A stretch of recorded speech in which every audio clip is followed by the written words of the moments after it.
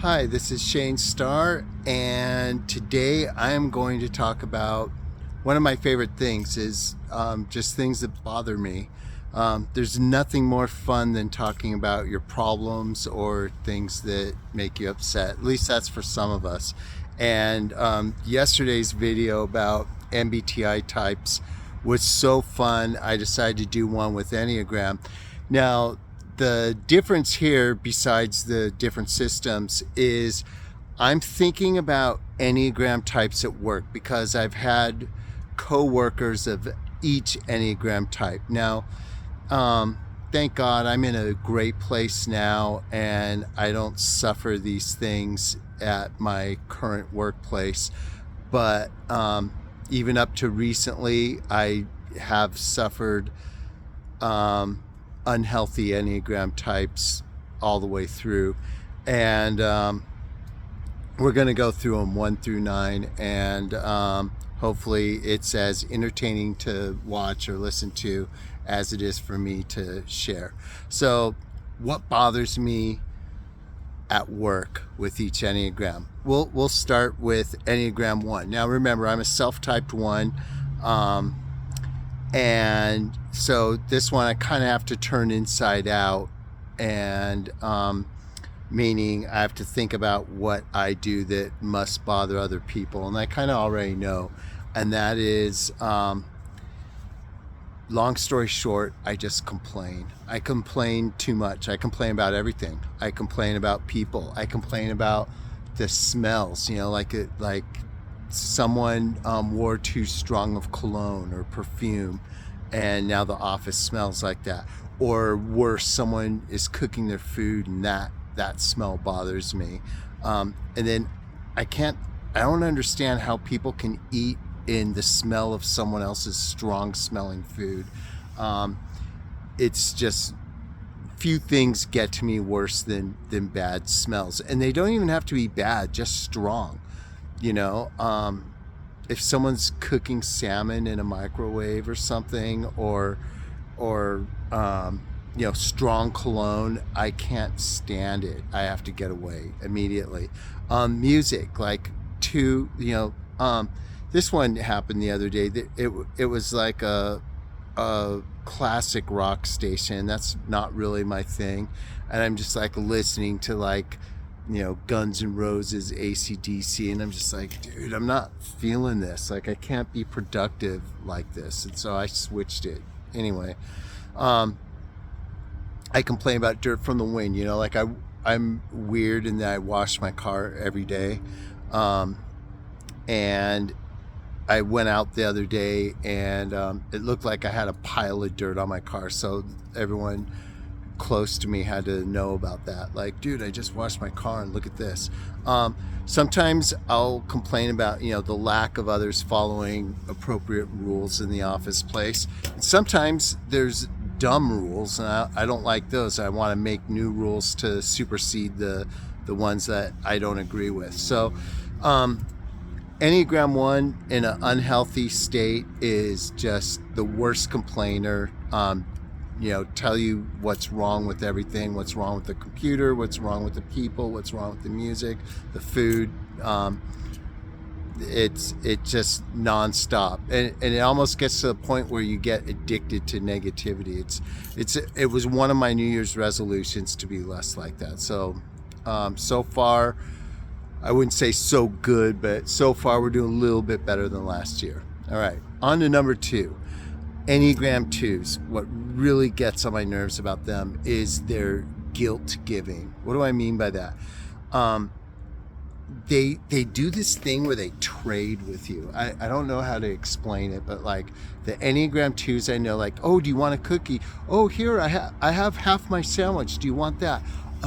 Oh, I got these new vases. Here, do you want that? And then it's just oh, I have to put this thing on my desk. It doesn't match my vibe. It's, I have everything black and white, and this thing's pink and green or something. It's no, I'm not putting that on my desk. It doesn't match my style. It doesn't match my own little thing I've constructed for myself. And then since they offered you like leftovers of some food made God knows where, sitting in their fridge for God knows how long. Now they're like, oh, can I have a coffee? Oh, can I use one of your forks? Oh, can you give me this? Can you give me that? And it's like you feel indebted, like you have to say yes because they gave you something first. And I want to be a good person, so I want to say yes, and I do say yes more often than not, even when I don't want to. But I really don't like it. I hate when someone's offering me too much stuff that I don't want, and then you almost feel guilty if you don't say yes. But then the second you say yes, boom, you're on the hook. Now they get to ask you for something. And sometimes it makes me think, like, was this whole thing a setup for that? Because what they really wanted was something of mine, but they knew they couldn't come at me like that, so they offer me some stupid thing first, and then that way I have to say yes. So that's the Enneagram 2 unhealthiness. Moving on, Enneagram 3s.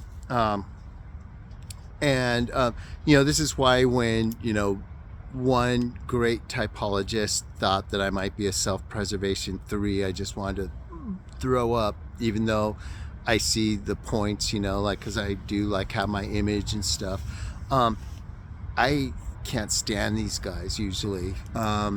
Their fake productivity, like faking their stats for, like, we have this thing at work where we close cases, not just at my job now, but in the real estate industry, property management.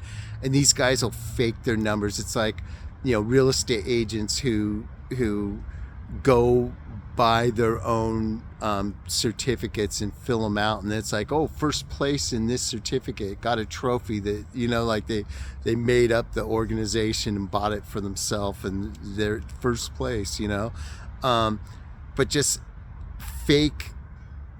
their fake noise, fake productivity, fake attention,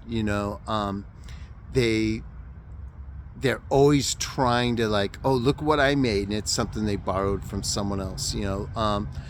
I did all these cases, for instance. These are things we open up in something called Salesforce, and it's just like the cases are empty. They weren't even real. Someone just picked a name, put new case, and then closed case, and then did 100 of those, and it's like, oh, look at me, I closed 100 cases, and it's like, dude, you're a complete fake imposter, bad person, like awful. Like I remember this one guy, definite Enneagram 3, just sitting in an office meeting with like the building's owner and stuff, wearing these like reflecting cop shades. He's just sitting there like he's the man or something, and I was just like shaking my head. I couldn't believe it. And but yeah, just they always have to be better than you or be the best, and they're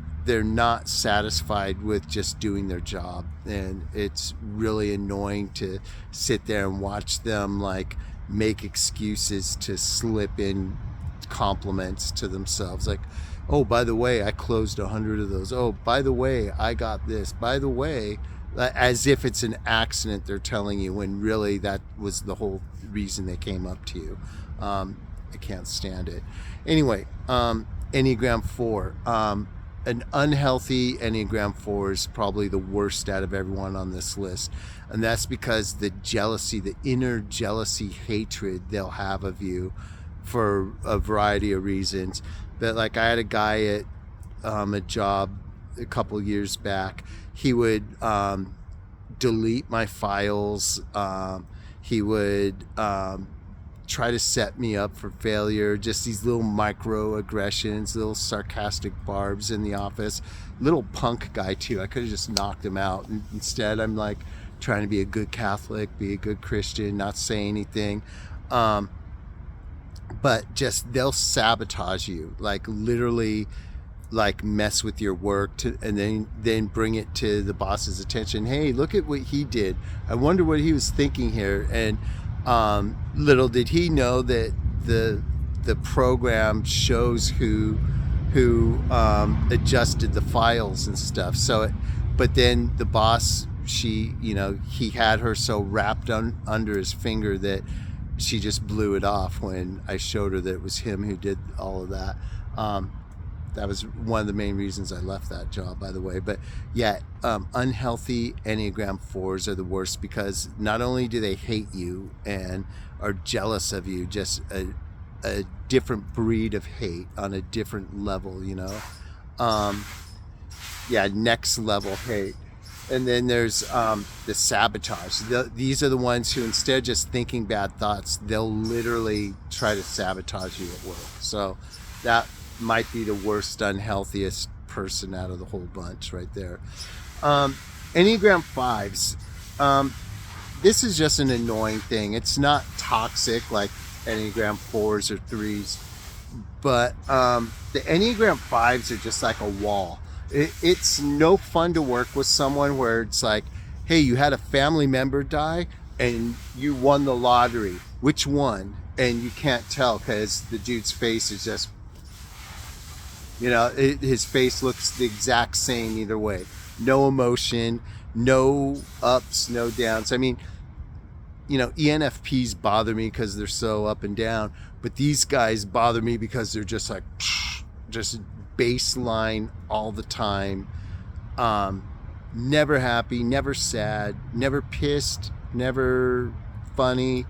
They just sit there. It's just like wallflower almost, except that's my name for Enneagram 9s. But anyway, the Enneagram 5s, they're just like, RoboCop, just not even a cop, just robot period, and they just don't give you anything, they don't talk much, they don't interact, they don't do anything, like I'm an introvert, but these guys are on the next level of introversion, because you can't, at least someone can tell when I'm frustrated, with these people you can't tell anything. Okay, Enneagram 6. These are the people at work who are always the ones to tell you what the concern is, what the problem is. It's different than Enneagram 1 complaining. It might seem like there's some overlap, but they are two different breeds of things. The Enneagram 1's just going to complain. The Enneagram 6 is like the overprotective mom type, or overprotective dad that just gets on your nerves. Oh, we better be careful. Oh no, don't do that. We better ask first. I'm concerned about this.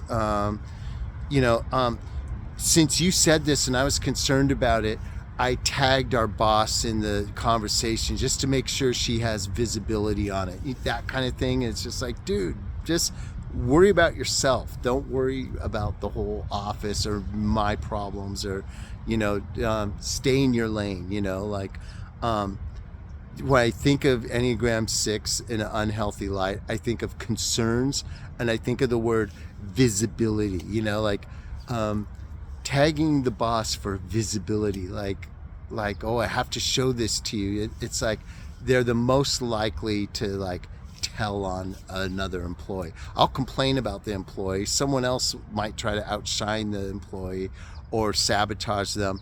The number 6 is the one who will tell the boss about them. They're the reporters.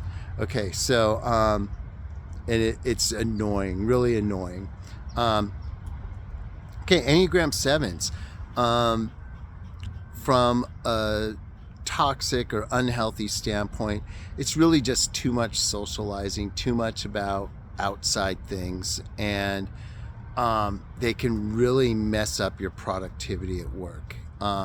They're always like, hey, can I show you something? And then you get sidetracked. Think of a NE lead. I mean, we know that you don't have to be an NE lead to be an Enneagram 7, but just that kind of ping pong, all over the place. Just they love to just talk. They love to gossip. They love to just socialize. Anything besides doing what they're supposed to do. When I had one really toxic Enneagram 7 I worked with just for a little while. She was the type of person to steal your pen and then help you look for, oh yeah, I don't know what could have happened to it. Do you think it could have been so and so? And it was in their desk the whole time. You know, that's a real story that happened to me at a place I worked at in Pasadena. But yeah, just that kind of thing. Enneagram 7s can be deceitful. Now 3s will be deceitful, but they're deceitful trying to make themselves look good. 7s are deceitful just because, like, they don't even need a purpose to do it, you know? So, yeah, and then they just talk and talk and talk. And it's like, at some point, you just want to get to work. I mean, yeah. So moving on, Enneagram 8s. These are the people who think they're the boss, even if they're your co-worker or colleague. My favorite saying that I got in trouble for at work a couple of years ago for saying this to an Enneagram 8 person was, hey, do you sign my paycheck? You're not my boss. Back off, you know?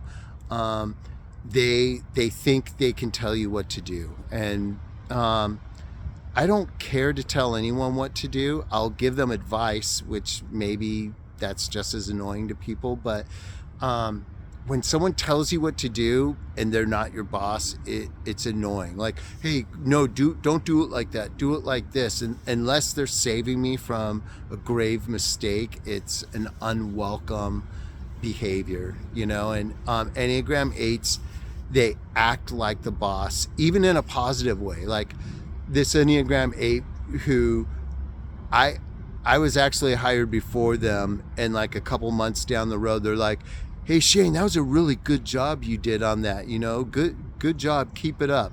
It's like, dude, I'm not your kid, I'm not your subservient, you know, like, we're equals. If anything, I have seniority over you, you know. What do you mean telling me good job, you know? Like, just get out with that, you know. Like, so like an unhealthy 8, just like acting like they're the boss of everything, it really gets on my nerves.